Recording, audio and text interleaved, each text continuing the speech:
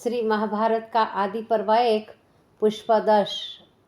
उसमें आज हम इस वीडियो में मांडव्य ऋषि ने यमराज को जो शाप दिया था उनका दर्शन करेंगे। पांडु और विदुर ने और धृतराष्ट्र ने शांतनु के वंश में जन्म लिया। इतनी कथा श्रवण कर जन्मेजय ने पूछा, हे भगवान, विदुर जी ने ऐसा कौन सा तप किया था कि वे शूद्रा के गर्भ से उत्पन्न होने पर भी परम विद्वान और धर्मात्मा थे।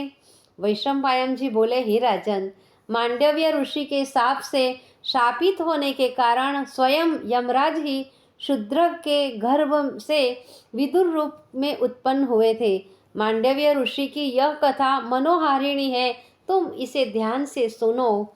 मांडव्य महान तेजस्वी और सत्यनिष्ठ ब्राह्मण थे। वे मौन हो द्वार पर खड़े होकर तपस्या किया करते थे। एक दिन चोर राजा का खजाना चोरी कर भाग निकले। सिपाहियों ने चोरों का पीछा किया।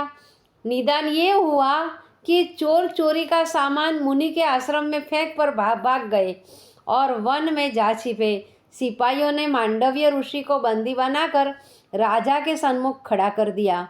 राजा ने ऋषि को सूली पर चढ़वा दिया, परंतु ऋषि अपने तपोबल के कारण मरे नहीं, वे सूली पर जीवित रहे।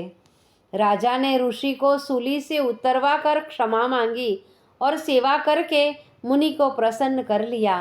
राजा को क्षमा कर ऋषि यमराज के पास पहुँचे और बोले, हे यम, मैंने कौन सा ऐसा पाप किया था जिसके कारण मुझे शूली की यातना मिली। यमराज ने कहा, हे मुने, आपने अपनी बाल अवस्था में एक छोटे से पतंगे की पूंछ में एक सींग गड़ा दी थी, उसका ही फल आपको भोगना पड़ा है। ऋषि बोले, हे यम, आज से 14 वर्ष तक की अवस्था तक किया हुआ पाप निष्फल रहेगा। तूने मेरे इस छोटे से अपराध की इतनी बड़ी सजा दे दी है, इसीलिए तू शूद्र होकर पृथ्वी पर जन्म धारण कर। राजन, मांडव्य ऋषि के शाप के कारण यमराज शूद्र के गर्भ से जन्म धारण कर पृथ्वी पर उत्पन्न हुए। वह विदुर के नाम से विख्यात हुए और यमा अवतार होने के कारण ही वे जन्म से परम विद्वान और धर्मात्मा थे। हे राजन, गांधार देश में राज्य करने वाले गंधार रूप के गांधारी नाम की एक कन्या थी। वह 100 पुत्रों तथा एक कन्या के लिए शंकर भगवान का पूजन करती थी। शंकर जी ने उसकी भक्ति से प्रसन्न हो इसे इच्छानुसार वरदान दे दिया। भीष्म गांधार जाकर गांधारी को स्वयं के समय हर लाए और उसका विवाह धृतराष्ट्र से कर दिया। नेत्रहीन पति पाकर गांधारी ने अपनी आंखों पर पट्टी बांध ली और नेत्रहीन बन पति सेवा करने लगी।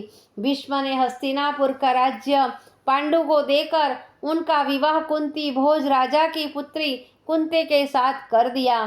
कुंती के पिता श्री कृष्ण के पितामह सुरसेन थे, जिसके ज्येष्ठ पुत्र बलदेव तथा 10 कन्याएं थी। उन्होंने भोज राजा को, जो उनके परम मित्र थे, एक कन्या दे दी। कुंती भोज ने उसका नाम कुंती रखा। एक समय दुर्वासा ऋषि ने राजा कुंती भोज के निकट आकर इच्छा प्रकट की कि हम 4 महीने तुम्हारी पास रहना चाहते हैं, किंतु यह उसी दशा में होगा जब मुझे इच्छानुसार गर्म भोजन प्राप्त हो। ऋषि की बात सुनकर राजा अंतःपुर में जाकर सबसे ऋषि की इच्छित सेवा का वर्णन किया। कुंती ने मुनि सेवा का काम करना स्वीकार कर लिया। कुंती भोज ने दुर्वासा को 4 महीने के लिए अपने यहाँ रखा और कुंती उनकी सेवा में लग गई। सेवा से मुनि ने प्रसन्न होकर कुंती को एक माला तथा मंत्र यह कहकर दिया, इसके द्वारा तुम जिस देवता का स्मरण करोगी वही तुम्हारे निकट आ जाएगा। जब दुर्वासा वन को चल गए मंत्र परीक्षा करने के लिए, कुंती ने सूर्य का ध्यान किया। सूर्य को उपस्थित देख वह इतना डर गई कि उसके मुंह से एक शब्द भी न निकल सका। सूर्य ने कुंती को मौन देखकर वर दिया कि तुम्हारे कर्ण मार्ग से एक बालक होगा जो अपने पराक्रम से सारे संसार को चकित कर देगा। इतना कहकर सूर्य अंतर्ध्यान हो गए।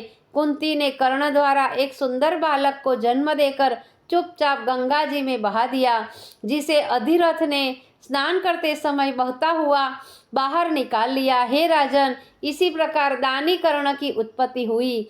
हे राजन, जब राजा कुंती भोज ने स्वयंवर किया तो देश देश के भूपति सम्मिलित हुए।